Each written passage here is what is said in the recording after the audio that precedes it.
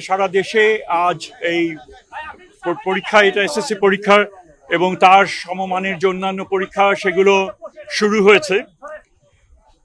29,28,000 ছাত্রছাত্রী এই পরীক্ষায় অংশগ্রহণ করছে।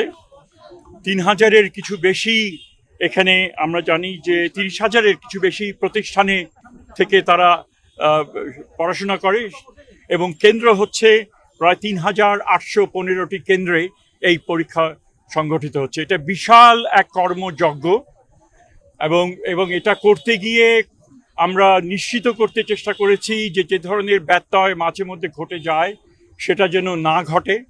যথেষ্ট আমাদের যে সহকর্মী যারা রয়েছেন এবং অন্যান্য প্রতিষ্ঠান যারা দেশের বিভিন্ন অঞ্চলে এই পরীক্ষা সংগঠিত হচ্ছে, তাদের আন্তরিক প্রচেষ্টা ছিল এবং এর জন্য যে প্রাথমিক যে কাজ যেটা সম্পাদন করা দরকার ছিল, অর্থাৎ পরিকল্পনাটা করা, সেটা সুচারুভাবে সেটা সম্পন্ন হয়েছে বলে মনে করি। তবে আমরা আশা করি যে এই পরিবেশ বজায় থাকবে পরীক্ষার শেষ দিন পর্যন্ত।